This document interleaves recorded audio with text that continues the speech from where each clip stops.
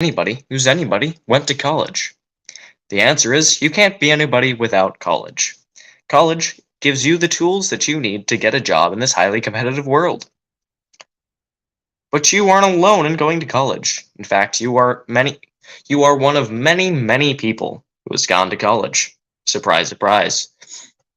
And the answer to why everyone's going to college is college loans. And that's not a bad thing. College is good. Student loans are potentially good, but as they are implemented now, they are bad and wrong and are messed up. And now, in this presentation, I'll explain to you why they are wrong. And specifically, why they've ruined the middle class. $35,331. This is the price of tuition per student per year. This is at all colleges, not just private. Private goes even higher. Now, this number may not seem all that shocking, or maybe it does, but that's beside the point. This is per year. You are spending over $100,000, which is a good wage most places. Even in California, which has the highest working wage of any state. Now, $100,000 in a year? That's a lot of money. That's not even accounting for the fact that you have to pay for books, you have to pay for specific courses, you have to pay for the materials to do specific courses, and you have to pay for housing, for board. And wrapped up in all of this is this wonderful thing called student loans, which allow you to pay for all of it. All of it. But then you're really screwed. The average cost of tuition has gone up exponentially.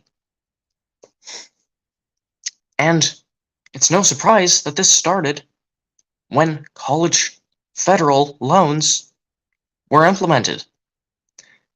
It quite simply, private colleges specifically could charge as much as they wanted, and they were essentially guaranteed to be paid at some point, because the only way to get rid of your debt is to die. Not even bankruptcy can save you. So the only way that you can escape this debt prison is either to get some other form of financial aid, or not go to college, or I suppose, thirdly, you could just be born rich. Now, the origin of this exponential growth, as I've said before, is federal loans. And what I mean by this is federal loans, as I said, tie in two negative aspects of capitalism. Capitalism in itself allows for a competitive nature for business. But then when you get the government involved and allow guaranteed payment, all competition goes out the window. Anybody will pay anything to go anywhere because they don't have to worry about what they can pay. They just have to worry about what they may eventually pay. And high-end colleges can charge next to infinite amounts of money. And of course, this only presents itself as a problem to a very specific set of people, the middle class. Now, let me explain. It doesn't sound great, but it only is a major problem for the middle class, I suppose.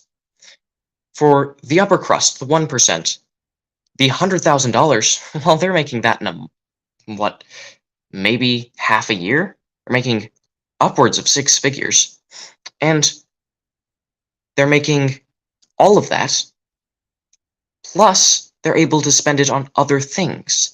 They can spend money to get the best education and continually earn more money. But then again, the lowest people in society, or lowest as far as economics go, they don't have to worry about it nearly as much because they get grants.